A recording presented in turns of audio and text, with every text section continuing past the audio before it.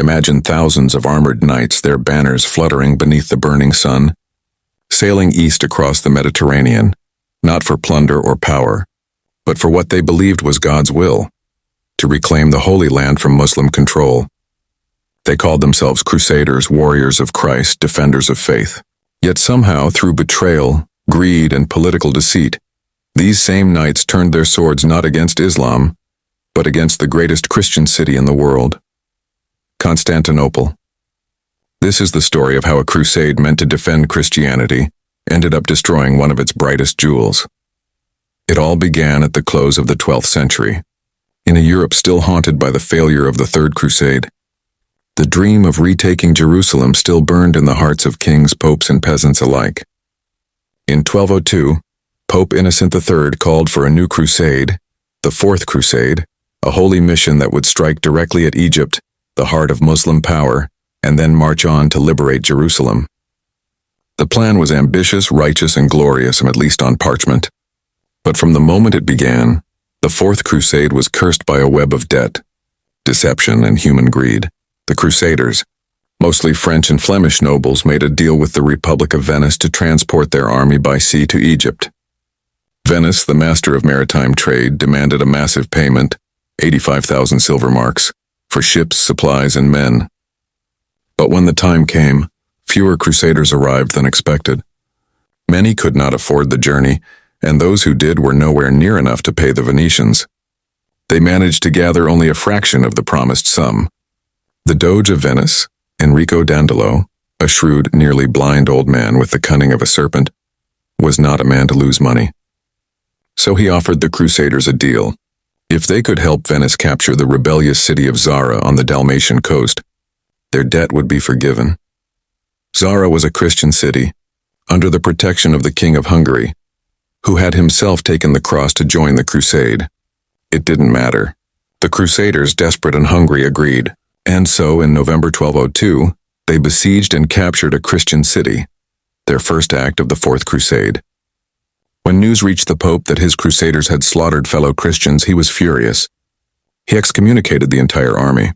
Yet the Pope's threats meant little to men now bound by debt and blood. While they lingered in Zara, fate intervened in the form of a desperate Byzantine prince, Alexios Angelos. His father, Emperor Isaac II, had been dethroned and blinded by his own brother Alexios III, who now sat on the imperial throne of Constantinople. The young prince promised the Crusaders unimaginable rewards if they helped him reclaim his father's crown. He offered them 200,000 silver marks, food and supplies for their campaign, and most tempting of all, the union of the Eastern Orthodox Church with Rome. To the Crusaders and Venetians, it sounded like divine providence, their debts paid, their souls redeemed, and their path to Jerusalem reopened. So, in the summer of 1203, the fleet of the Fourth Crusade sailed not for Egypt or the Holy Land, but toward Constantinople, the Queen of Cities, a dazzling metropolis of 1,000,000 souls with golden domes, marble palaces, and relics of saints that shimmered like stars. When the Crusaders beheld its mighty walls, rising higher than anything they had ever seen, awe turned to ambition. Here was the greatest prize in Christendom. They landed near the city and called upon Emperor Alexios III to step down and restore Isaac II. The emperor refused, confident behind his walls. The Crusaders attacked, storming the sea walls with ships and ladders while fires raged across the suburbs. The defenders fought bravely, but the sight of their emperor fleeing in the night broke their will. The people of Constantinople opened the gates, restoring the blinded Isaac II and his son Alexios IV to the throne. The Crusaders expected their payment, but the new emperor soon realized he had promised more than he could deliver. Constantinople was bankrupt. The treasury had been drained by years of misrule, and the citizens despised Alexios IV for his ties to the Latin invaders. To pay his debts, he melted down sacred icons and stripped the churches of gold and silver. The people were outraged. Riots erupted, and hatred for the Crusaders spread like wildfire. What had begun as an alliance turned into a powder keg.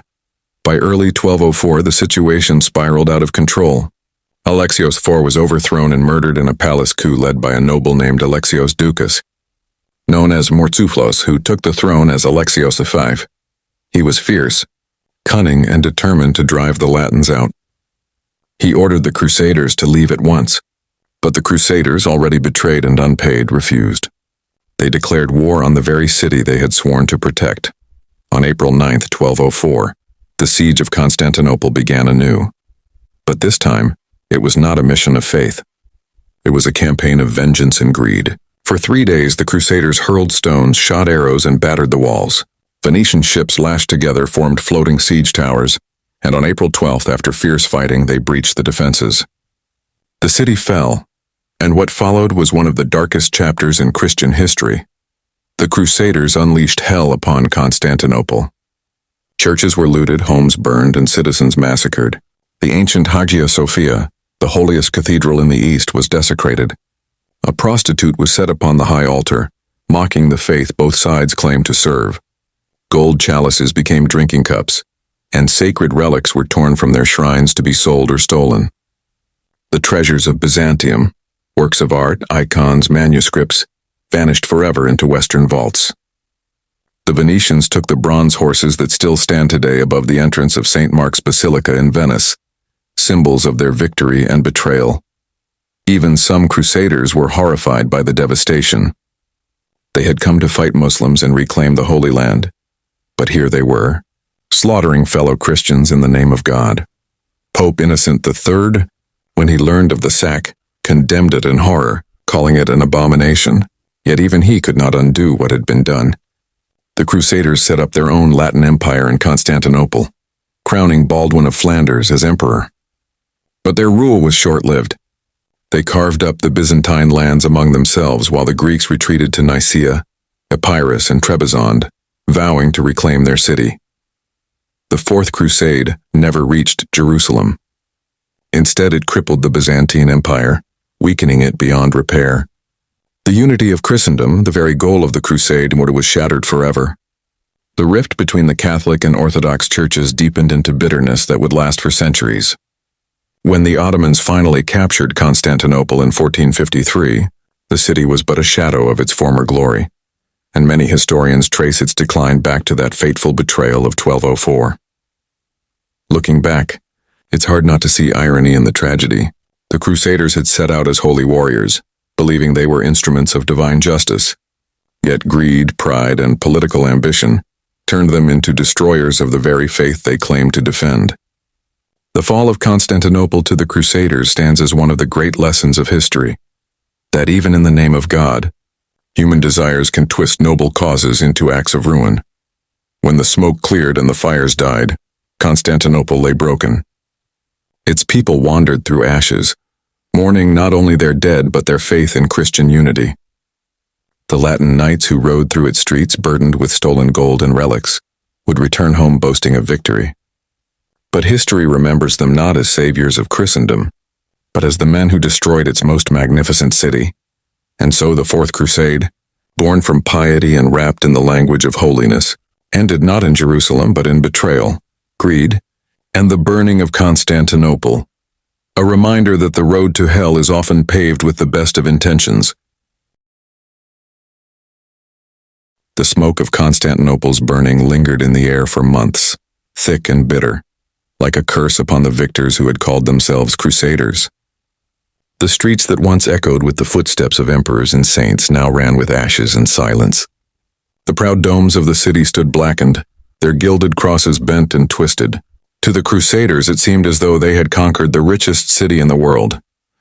But what they truly seized was the slow death of an empire, and perhaps of their own divine mission. When the fires cooled, the victors gathered to divide their spoils. The Venetians, led by the cunning Doge Enrico Dandolo, claimed the best of everything. Their reward was not only treasure but territory, the islands of the Aegean, key ports and trade routes that would turn Venice into the queen of the seas. The Crusader nobles, eager for reward, carved out their own feudal lands from the corpse of Byzantium. Baldwin of Flanders was crowned the first Latin emperor of Constantinople in the Hagia Sophia, the same cathedral they had defiled only days before. The irony was almost unbearable. A holy coronation held in a desecrated church, yet the victory was an illusion. The new Latin Empire sat upon a throne of ghosts. The Greeks hated their Latin overlords with a fury that could not be contained. The Orthodox clergy, stripped of power, went underground, tending to the broken spirit of their people. In the countryside, Greek lords refused to bow to foreign rule. They fled to Nicaea, Epirus, and Trebizond, where new Byzantine successor states rose like phoenixes from the ruins. These exiled nobles swore vengeance, and they would wait patiently, as only the Byzantines could. Meanwhile, in the shattered city, the Crusaders found themselves ruling over a people they neither understood nor respected. They mocked the Eastern rites, looted monasteries, and forced the locals to recognize the authority of the Roman Church. But Constantinople was not an easy prize. The city's once bustling markets were empty, its trade routes disrupted, its people starving. Gold and silver might fill the Crusaders' chests, but they could not buy loyalty or rebuild the ancient strength of Byzantium. Baldwin of Flanders soon discovered that the imperial title was more curse than honor. The neighboring Bulgarians, long humiliated by the Byzantines, saw their chance for revenge. Under their fierce Tsar Kaloyan, they struck back with brutal precision. In 1205, at the Battle of Adrianople, the Latin army was ambushed and annihilated. Baldwin himself was captured and later executed, his skull turned into a goblet, a grim trophy of Bulgarian triumph. The so-called Latin Empire began to crumble almost as soon as it was born. While chaos reigned in the East, the rest of Christendom watched in confusion and shame. Pope Innocent III, who had once dreamed of a unified Christian world, was heartbroken. When news reached him that the Crusaders had slaughtered fellow Christians, pillaged holy relics, and desecrated churches, he wept with fury. "The Greek Church," he wrote bitterly, "has seen in the Latins only treachery and the works of darkness." But his condemnation came too late. The Pope's authority, meant to guide men to righteousness, had been twisted by the ambitions of merchants and warriors who used religion as a mask for conquest. The spiritual cost was even greater than the political one. The sack of Constantinople drove a permanent wedge between the Eastern Orthodox and Roman Catholic churches. The wounds of 1204 would fester for centuries. Orthodox Christians would remember the Crusaders not as brothers in faith, but as invaders and blasphemers. When later crusades called for aid from the East, the Byzantine successors turned away, preferring Muslim allies over Latin ones. The unity of Christendom was dead, its corpse buried beneath the ashes of Constantinople. But for a time, the Latin lords tried to rule.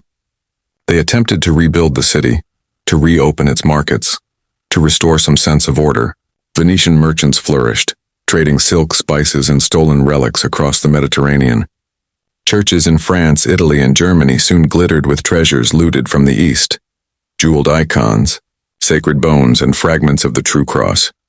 Even today, relics in Western cathedrals bear silent witness to that long-ago betrayal.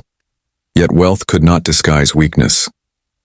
The Latin Empire was surrounded by enemies: Bulgarians to the north, the Greek state of Nicaea to the east, and the rising Seljuk Turks beyond. Without constant reinforcements from the west, their grip on the city weakened year by year. The Crusaders who had stayed behind grew restless and homesick, their dreams of glory turning to despair. Many returned to Europe, their coffers full but their souls uneasy. They told tales of golden domes and endless plunder, but they rarely spoke of the screams, the fire, or the faith they had broken. In Nicaea, the exiled Byzantine emperors bided their time. Under Theodore the Lascaris and his successors, they rebuilt an army, a government, and a sense of purpose. Generation after generation, they dreamed of the day when the Greeks would reclaim their city. It would take them more than 50 years, but in 1261, that dream came true. Michael VIII, Palaiologos, a cunning and determined ruler, launched a daring night assault on Constantinople while the Latin garrison was away. When the sun rose, the banners of Byzantium once again flew from the city's walls. The Greeks had returned home, but to a home forever changed. The restored Byzantine Empire was a ghost of its former self. The population had dwindled, the treasury was empty, and the city's once great glory had faded. The sack of 1204 had not just burned buildings, it had burned away centuries of stability. The empire limped on for 2 more centuries, weakened and surrounded by enemies. When the Ottoman Turks finally captured Constantinople in 1453, the city was already broken, its defenses rotted from within. Some historians have said that the Turks merely finished what the Crusaders began, And yet, even in ruin, the story of the Fourth Crusade holds a strange power, a lesson about how faith and greed can intertwine until one becomes indistinguishable from the other. The knights who set out under the sign of the cross believed they were instruments of God's will. They prayed before battle, carried relics into war, and sang hymns as they marched. But when hunger, debt, and ambition clouded their hearts, they convinced themselves that any action, even the sack of a Christian city, could be justified as divine. Perhaps the greatest tragedy of all is that so many believed they were doing right.